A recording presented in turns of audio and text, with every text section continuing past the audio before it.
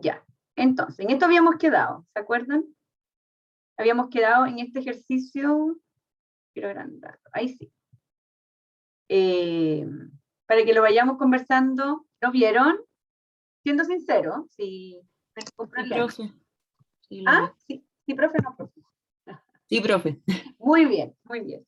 Ya, entonces, teníamos un almacén frigorífico, ¿dónde está aquí? El puntero. No sé. Otro computador, así que no tengo idea de las cosas. Ya. Bueno, teníamos un almacén frigorífico de 3 por 6 metros, con 15 centímetros de espesor, ¿ya? Y que la pared era de hormigón, y con su conductividad térmica. Y se quiere aislar, ¿ya? Para que la transmisión de calor sea como máximo 500 watts. Si el aislante del que se dispone tiene una conductividad térmica de 0,04 watts metro grado Celsius, entre paréntesis, fijarse que el valor es mucho menor, ¿cierto? Que el de la conductividad térmica de la pared de hormigón, ¿ya? Entonces ahí uno se va dando cuenta que los valores de la conductividad van de la mano, obviamente, con la conductividad que tiene cada material. Calcular el espesor, ¿ya? Del aislante que es necesario instalar. Necesario para que el calor sea máximo 500 watts, calor transferido. Y me daban las temperaturas exterior e interior de la pared, respectivamente, que son 38 y 5 grados Celsius. Bueno, en la diapo está la figura que era original del libro donde saqué el ejercicio, ¿ya? Y si se dan cuenta, yo en mi resolución lo tengo para el otro lado. Yo siempre, no, es costumbre, ¿ya? Yo no sé si será de verdad porque soy zurda o porque me acostumbré. Siempre como que pongo primero, pongo el calor hacia de izquierda a derecha. Pongo primero siempre la pared que sea o de metal, la que es distinta del aislante. La pongo a la izquierda y el aislante a la derecha. Eso es, también se puede hacer hacia el otro lado. Eso es lo que les quería decir. No necesariamente tienen que hacer el esquema como yo. ¿Ya? Lo importante es que sea coherente, nada más. Entonces, bueno, siguiendo como yo lo hice, porque está la resolución, tiene cada material su conductividad térmica, ¿ya? La K mayúscula, ¿se acuerdan? Y el delta X, que es el espesor. Y planteamos la ley, ¿cierto? ¿Cómo se llama la ley? Conducción de, ¿se acuerdan? La ley. ¿Alguien se acuerda? ¿O no se acuerda? No, profe, ley ¿Por algo? De Fourier. Conducción de Fourier. Muy bien. Bueno, iba encaminada. Conducción de Fourier. Sí. En forma general está puesta ahí, que el Q igual a menos K por A por θ de X. Acuérdense, miren, ahí el Q lo puse minúscula, porque eso lo hago intuitivamente, ¿ya? Pero sé a las unidades que tengo que llegar. Entonces, lo digo por lo que vimos en clase, de que uno lo pone mayúscula, minúscula, dependiendo, en estricto rigor, dependiendo de lo que pidan, si es densidad de calor o ya sea densidad de flujo de calor o solo flujo de calor, ¿ya? Me da lo mismo si lo ponen en minúscula o con mayúscula. Simplemente que entiendan que si les digo flujo de calor, tienen que llegar a energía partido por tiempo. Si les llego a densidad de calor, tienen que llegar a la unidad que corresponde, ¿ya? Pero que lo pongan mayúscula o minúscula no tiene ninguna influencia. Ya, entonces, como tengo unas paredes en serie, ya, no tengo una sola pared ahora, sino que tengo una pared en serie, que se le llama, se define como, lo que vimos en clase, ¿se acuerdan? Que llegamos a esa ecuación, donde el flujo de calor ahora va a ser igual al delta de temperaturas, ¿ya? Entre un extremo y el otro, en este caso T1 menos T3, y partido por la resistencia a la transferencia de calor de cada material. Y la resistencia está formada por el espesor, partido por la conductividad, por el área. Esto en geometrías planas, porque cuando veamos cilíndrica se define diferente, ¿ya? ¿Hasta aquí alguna duda de cómo se plantea Fourier en paredes en serie?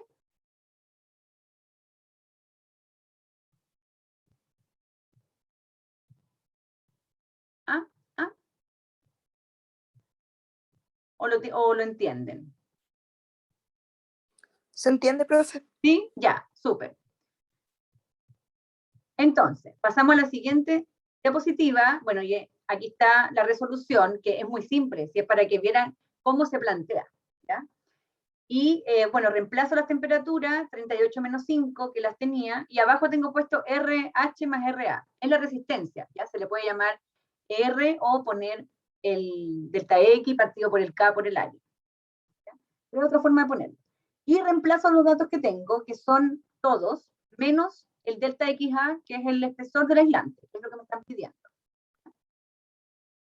Aconsejo siempre poner las unidades para que se den cuenta si están consistentes o no, porque si no las ponen solamente los números y no se fijan si las unidades son consistentes, puede que haya que hacer cambios, no lo hagan y el resultado que tengan ya no es el correcto. Entonces, bueno, en este caso tenía el calor en watts, el flujo de calor en watts y la conductividad térmica en watts. Y partido por metro y el área en metro cuadrado y tengo grados Celsius. Entonces todo es coherente. Acuérdense que los delta en grados Celsius y en Kelvin son iguales. Los delta, no grados Celsius igual a Kelvin, pero los delta son iguales. Y despejo el espesor del aislante. Y a mí me daba 0,043 metros, que es 4,3 centímetros. ¿Alguna duda con eso? ¿Llegaron a lo mismo? ¿No llegaron? Ustedes me dicen si tienen alguna duda o estamos. Profe, ¿se tiene que dejar con centímetros o se puede dejar en metros? Depende. Si no te dicen nada, lo puedes dejar en las unidades que tú quieras. Ah, ya. Si te Me dicen... dio Dime, perdón. 0,0331, así que Sí, no, da lo mismo, sí. No, si igual hay un criterio, obviamente, de hecho, yo reviso todo. O sea, no es que yo revise, no me fijo en el resultado final, me fijo en todo, porque el resultado final es la consecuencia de muchas casualidades que vienen de más arriba. Pueden haber veces que se llega al resultado final, pero el procedimiento no es el correcto. Entonces yo reviso súper bien el procedimiento, me gusta que me detallen todo, de hecho siempre les pongo, expliquen bien todas las suposiciones que hagan y todo, porque, y en esto enfatizo, este ramo igual tiene bastante libertad, en el sentido de que hay muchos caminos, o varios, para llegar a lo mismo, ¿ya? Entonces, no es exigencia que siempre tengan que hacer como yo lo hago, exactamente como yo lo hago, o como lo va a hacer Ángela en el ejercicio que hagan en clase con ella, sino que ustedes van a tener la libertad de, por ejemplo, ya yo quise hacer con esta tabla, sacar este valor, y mi pensamiento es que, bla, bla, y van escribiendo, ¿ya? Entonces, para que tengan como una idea de cómo se hace, ¿ya? No es que yo tenga una pauta y voy paso por paso mirando, no lo hizo como yo, no despejó como yo, tiene menos puntaje, no, para nada. Yo dejo que ustedes también apliquen las cosas que van aprendiendo en toda la carrera, así que no hay problema. Y yendo a lo que tú me preguntaste, si no te especifican, tú lo puedes dejar en la unidad que tú quieras. Si te especifican, no, pues ahí tienes que llegar a la unidad que te dice.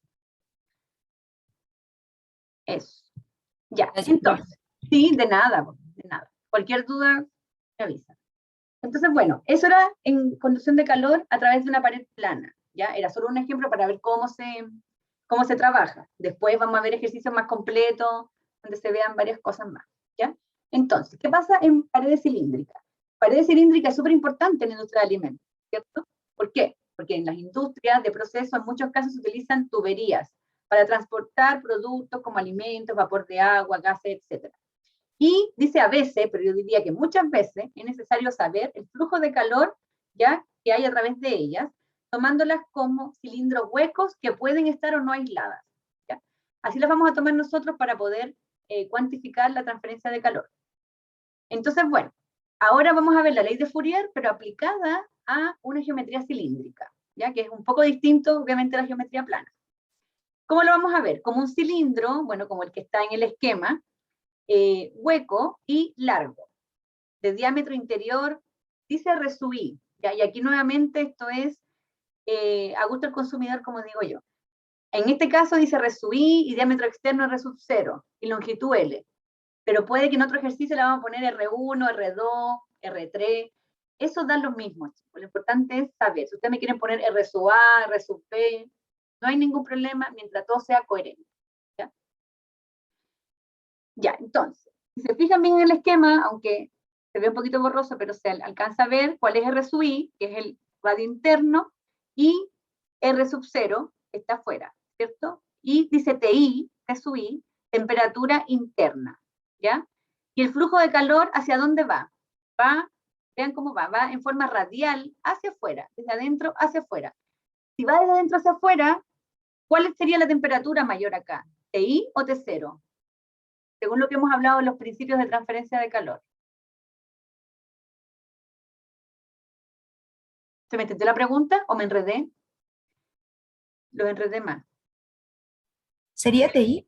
Exactamente, súper. Sí, no se me entendió la pregunta. Sí, TI es mayor que T0 porque el flujo de calor me está indicando que va desde adentro hacia afuera. Entonces, súper, siempre va de mayor a menor temperatura, independiente del tipo de geometría que sea.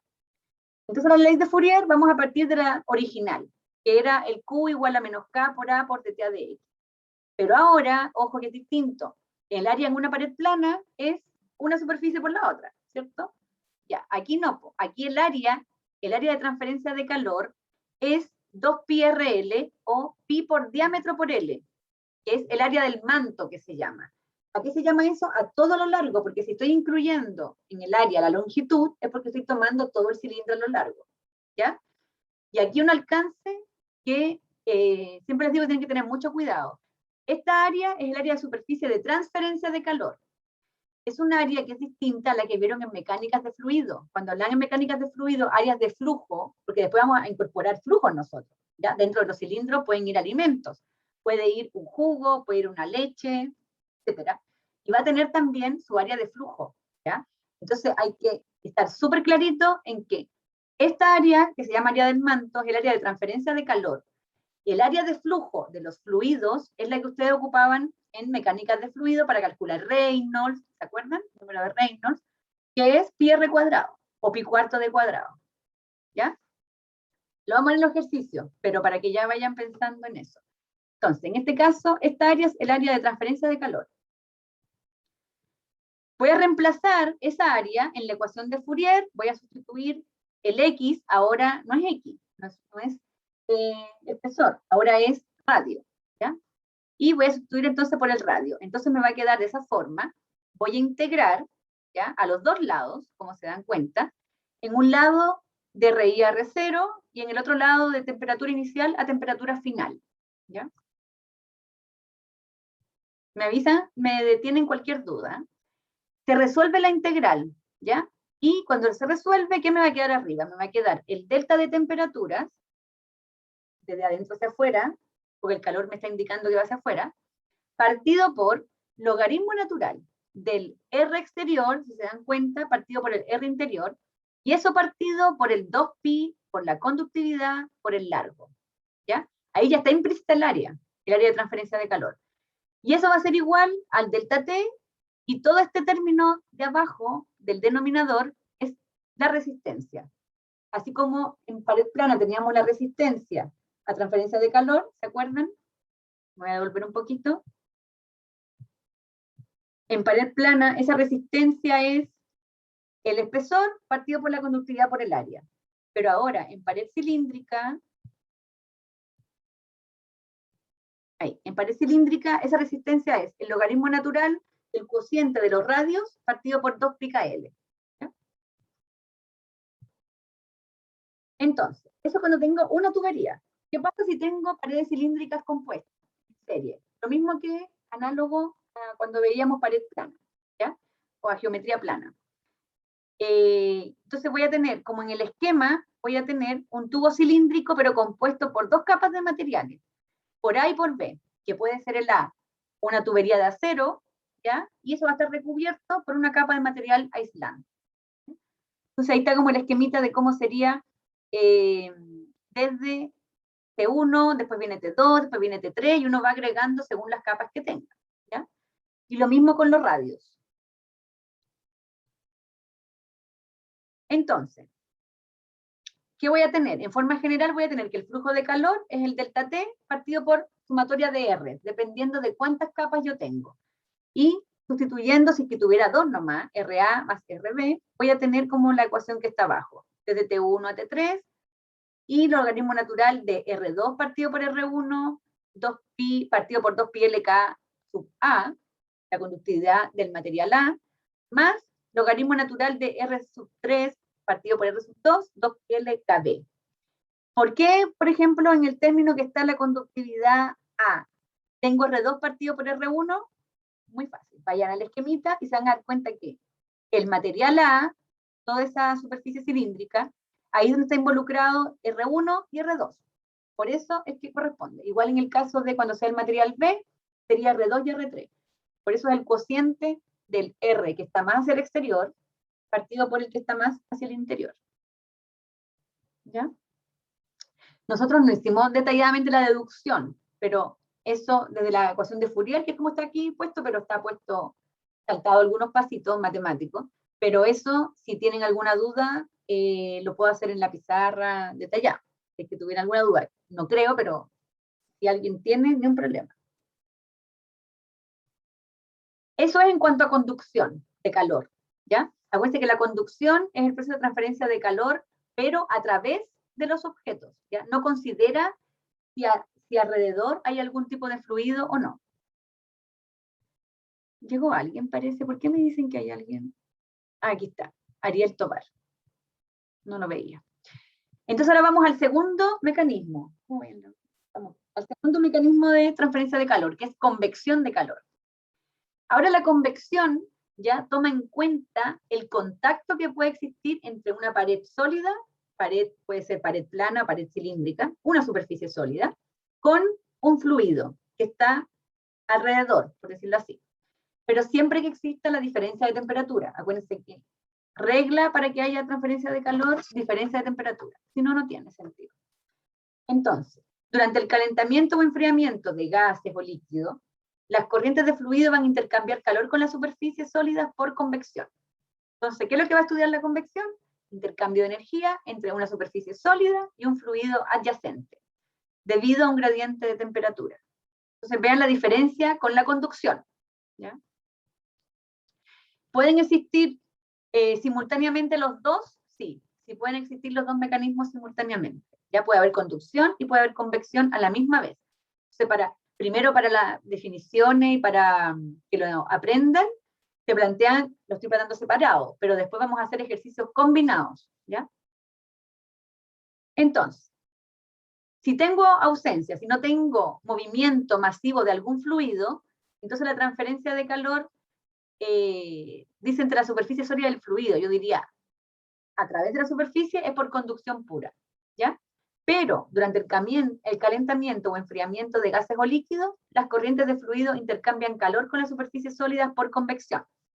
O sea, ahí tenemos unos ejemplos, que son ejemplos de mecanismos de transferencia de calor por convección, pero ejemplos que uno puede vivir en la vida diaria, ¿ya? No son cosas que son irreales, que no existen. Por ejemplo, en una habitación, cualquiera, tengo un calefactor, pero de ese tipo, ¿ya? Un radiador. Y además tengo una ventana al otro extremo, ¿ya? La ventana está en contacto con el exterior, por lo tanto, va a haber una temperatura menor, bien digo, ¿cierto? Y el radiador, obviamente, ahí alrededor del radiador va a haber una temperatura mayor, ¿cierto? ¿Qué va a pasar entonces? Que las corrientes de mayor temperatura, que son las que están en rojo, ¿cierto? El calor sube, por decirlo así, se dice, porque tiene la menor densidad, ¿cierto? Entonces van a ir avanzando a través, o sea, por la habitación, y cuando llegan a ponerse en contacto por donde está la menor temperatura, que es la ventana, ¿ya? ¿Qué va a pasar? Que aumenta la densidad y esa corriente vuelve hacia donde está el radiador. Entonces se va formando un flujo. Lo mismo pasa en el lado derecho, ¿ya? Cuando tengo corrientes de aire caliente y corrientes de aire frío, como lo ven ahí, en el día y en la noche, ¿ya? Ahora, ¿qué tipo de convección es esa? Porque yo voy a tener dos tipos de convección. Voy a tener convección natural y convección forzada. Entonces, dependiendo de si el flujo de ese fluido es natural, ¿ya? Se da naturalmente, o es inducido artificialmente, es si es convección natural o forzada. La forzada implica que se está usando algún medio mecánico, puede ser una bomba, puede ser un ventilador, que mueva el fluido, lo estoy forzando. En cambio, la convección natural ocurre por diferencias de densidades, ¿ya? Que son debidas a los gradientes de temperatura. Y eso es lo que se ve en el esquema de la figura 2, donde tengo, en la parte A tengo la conducción. ¿Por qué tengo conducción? Porque dice aire, pero no hay corrientes, y tengo la superficie. Por lo tanto, a través de la superficie solamente conducción. Después voy a tener convección natural, porque voy a tener un flujo de aire donde está el aire caliente que se eleva. Entonces ahí ya tengo una diferencia de temperatura entre la superficie sólida, ¿ya?, de esa placa, y el aire que está alrededor. Y el C es convección forzada, porque si se dan cuenta hay un ventilador. Estoy forzando a que el aire fluya, por lo tanto, es convección forzada, ¿ya? Aquí hay otro ejemplo, que es un enfriamiento de un huevo cocido por convección, ya donde se ve, ya sea por convección natural, que cuando uno deja, por ejemplo, el huevo, puede ser otra cosa, pero el huevo en la superficie de la mesa, la cocina, y para que se enfríe. Ya uno dice, está muy caliente, deja que se enfríe, y lo dejo ahí. Eso es convección natural, porque solo, naturalmente, las corrientes de aire van a ir enfriando. En cambio, si pongo al lado un ventilador o algo, estoy forzando a que el aire pase, hasta soplando, cuando uno sopla, eso también es convección forzada, ¿ya? Y en la parte B tengo una cámara de refrigeración. ¿Qué va a pasar en las cámaras de refrigeración? Que es el flujo de calor es hacia la superficie, es al revés, porque la cámara de refrigeración está a una temperatura mucho menor, ya, pero es solamente el sentido del flujo, pero el principio es el mismo, ¿ya? Entonces este tipo de transferencia de calor obviamente se presenta en líquidos y gases, porque es donde es posible un movimiento de las moléculas, ya, a través de los sólidos hablamos de conducción. ¿Está claro? ¿Me siguen? ¿Se entiende? ¿Se entiende?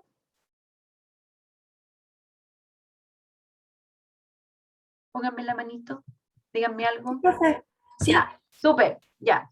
Ya para saber si me van siguiendo. Entonces, ahora ya no es la ley de Fourier, ahora se llama ley de enfriamiento de Newton. ¿Ya? Esa es la ley que va a regir la transferencia de calor por convección. ¿Cómo se define? El flujo de calor se define como un H, que ya vamos a ver lo que es, por el área y por una diferencia de temperatura que dice TS menos T infinito, es por la forma de notarla. ¿Qué va a ser cada uno? SH es el coeficiente de transferencia de calor por convección. Ya vamos a ver cómo se calcula. El área es el área de intercambio de calor.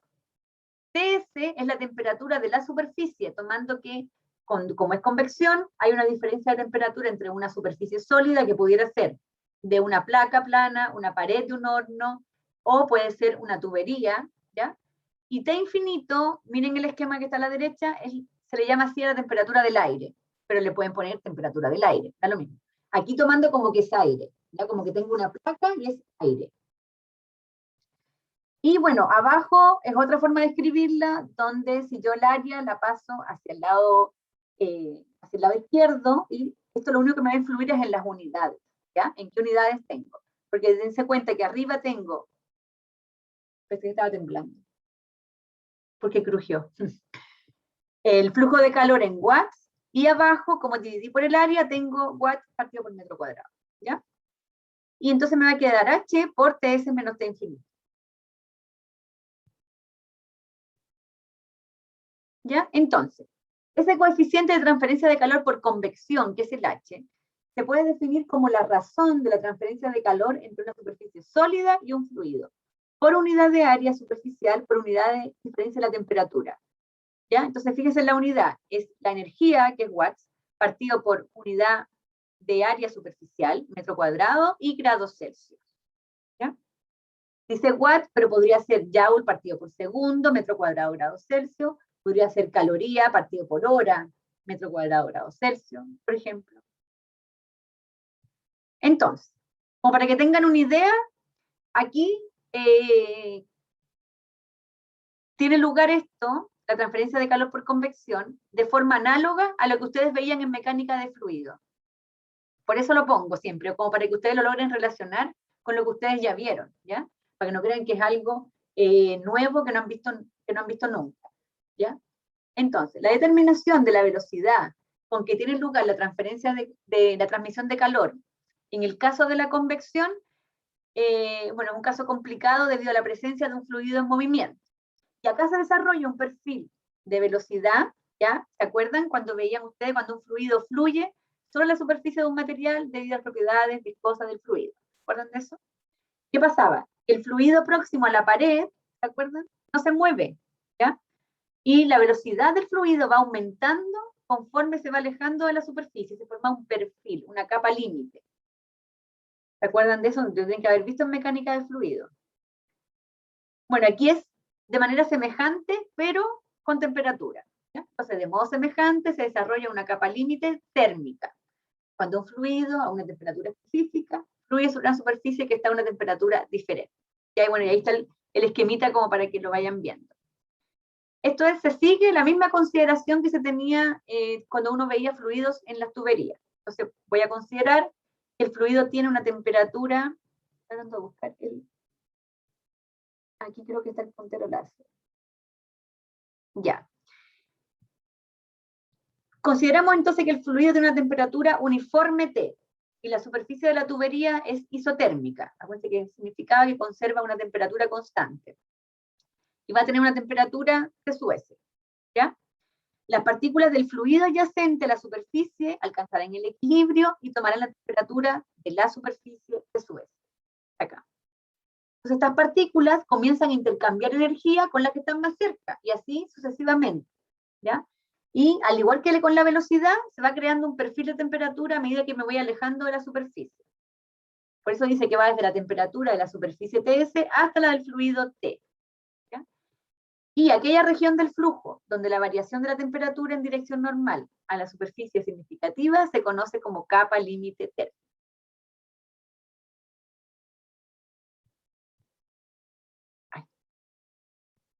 ¿Cómo quito?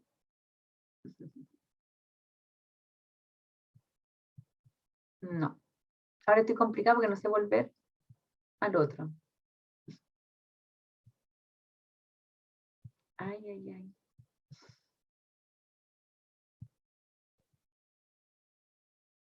¿Cómo vuelvo al otro?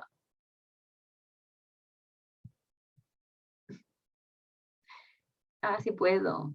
Mancas. Ya. Entonces, al igual que en el caso del mecanismo de conducción, la ley de Newton yo la puedo expresar en términos de la resistencia y la transferencia de calor. Pero ahora la resistencia, en este caso, va a estar definido como 1 partido por el coeficiente de convección, ¿ya? Entonces, después cuando veamos sistemas más complejos donde tengamos tuberías en serie, por ejemplo, y tengamos fluidos que van por dentro y por fuera, ¿ya? Por cada capa, por decirlo así, va a tener su resistencia, ya sea capa sólida, porque corresponde a un material, o sea un fluido. ¿Ya? Entonces, veamos los coeficientes de transferencia de calor por convección. ¿Cómo se van a calcular? Bueno, se le conoce así y es la constante de proporcionalidad y es bastante importante porque es donde se incluye el efecto de si es convección natural o convección forzada. ¿Ya? Bueno, ya vimos la definición, que era la transferencia de calor entre la superficie sólida y el fluido, por unidad de área. Y muy importante, ¿de qué depende? Depende de las propiedades físicas del fluido y de la situación física que yo tenga.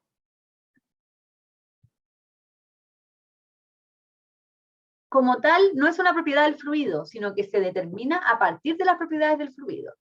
Va a depender de la geometría de la superficie, la naturaleza del movimiento del fluido, propiedades del fluido y la velocidad del fluido. ¿Ya? Entonces, ¿cómo se calcula? Mediante correlaciones experimentales. Correlaciones que están en libros, están en todas partes, pero además que siempre para este curso hay como un set de correlaciones para determinar los H, ¿ya? Y eso lo van a ver con Ángela, que son conocidas y van pasando de semestre a semestre, son las típicas que se ocupan. Y ahí bueno, hay una tabla de algunos valores de coeficiente de convectivo de transferencia de calor que están en watts, metro cuadrado, Kelvin, como para que tengan una idea de del dimensionamiento. Por ejemplo, en convección natural, para gases pueden variar entre 2 y 20, pero fíjense para líquidos, mucho más, ¿ya? Hay mucha más transferencia de calor ahí, entre 50 y 1000.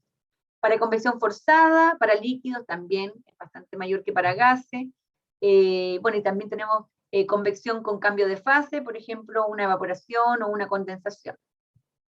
¿Ya? Son algunos ejemplos. Entonces, para calcular el H, van a necesitar ocupar los mismos números adimensionales que ya vieron, supongo, en INGE 1, termodinámica, yo no sé, no sé bien, pero los conocen, ¿cierto? Reynolds y Nusselt, por lo menos, o solo Reynolds, ¿cuál conocen? Solo Reynolds. ¿Ah?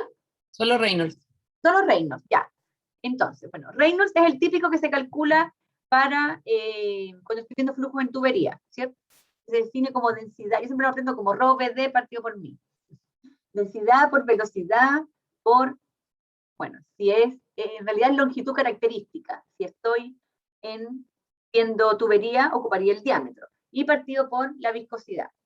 El otro número es el número de Nusselt, ¿ya? El número de Nusselt, aquí es donde aparece el H, que es el coeficiente de transferencia de calor por convección. Es H por la longitud característica partido por K, que es la conductividad térmica. Y el número de Prandtl es específico para transferencia de calor. ¿Ya? Cuando vean transferencia de masa con Raúl, van a ver otras correlaciones, también otros números. El número de Prandtl se define como el C sub P, capacidad calorífica a presión constante, por la viscosidad partido por K. Y bueno, conductividad térmica, C sub P, viscosidad, densidad, son propiedades del fluido, ya depende de cada fluido. Entonces, obviamente eso o se les da como dato o van a tener que buscarlo en tablas. ¿Ya?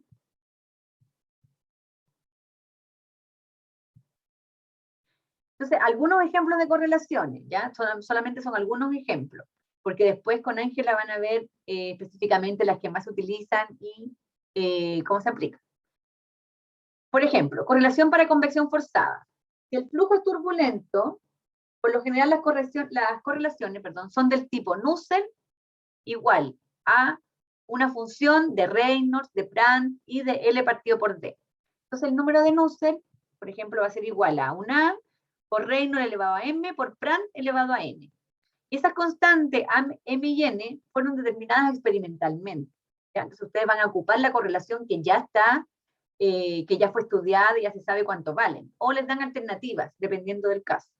Entonces, por ejemplo, aquí tengo un calentamiento y enfriamiento de fluidos al interior de tuberías. Entonces, por lo general, si tengo Reynolds mayores de 10.000, estoy hablando de un flujo turbulento, ¿cierto? Entonces tengo que haber calculado Reynolds antes para saber si el flujo es turbulento o laminar. Entonces, si es mayor a 10.000, yo puedo ocupar esta ecuación, donde es 0,023 por Reynolds elevado a 0,8 por un Prandtl elevado a un N. Y ese N depende, miren al lado derecho, depende si estoy calentando o estoy enfriando. Entonces, la diferencia tampoco es tanta, de 0,3 y 0,4, pero sí hay que ocupar la correlación que es correcta. ¿Ya?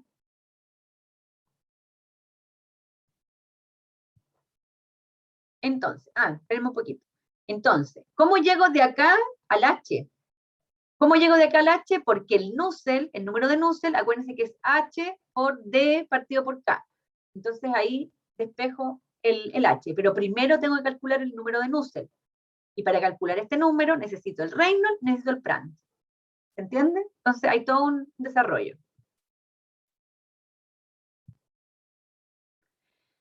Y bueno, propiedades físicas en los fluidos, recordar que se calculan a la temperatura media. O sea, se calculan no, se determinan a la temperatura media.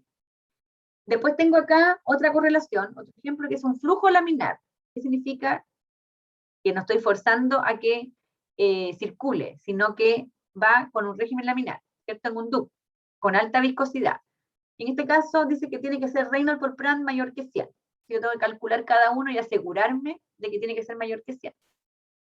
Y en este caso está en función de viscosidades y de D partido por L, que también le llaman la longitud característica, Reynolds y Prandtl.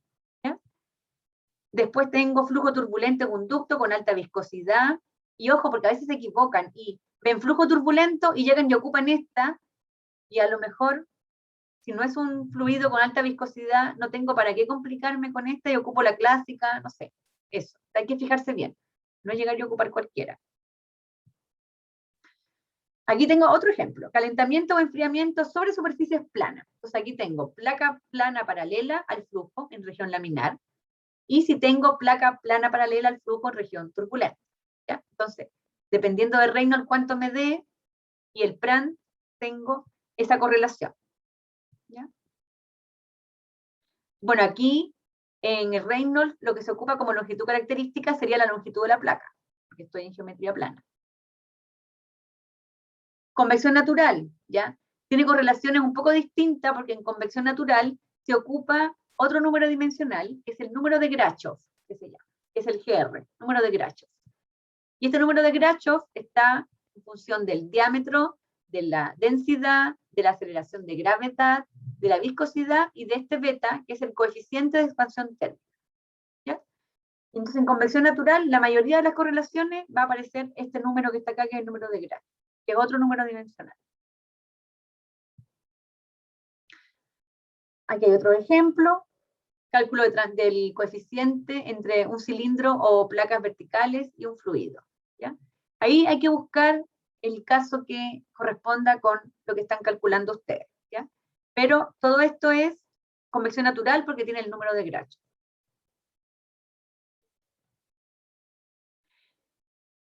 Intercambiador de placa. Bueno, el intercambiador, cuando dice intercambiador de placa, se refiere a un equipo que es el intercambiador de calor, donde se aplican todos los mecanismos de transferencia de calor que existen, que son de los equipos más utilizados en la industria de alimentos, que vamos a ver de intercambiadores de calor un poco, y uno de los tipos de este equipo es el de placas, ¿ya? Y es muy utilizado en la industria de alimentos. Entonces, tiene también correlaciones específicas, ¿ya? Para el caso que sea este tipo de equipo. Esto lo van a ver también en el laboratorio, con Emerson. Algo hice.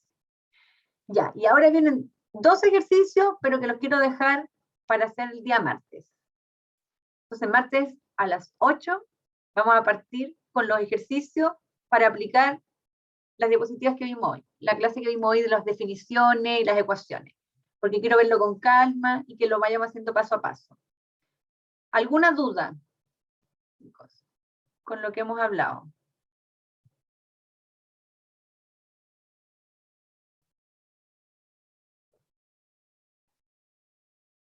¿Alguna duda, inquietud que les quede?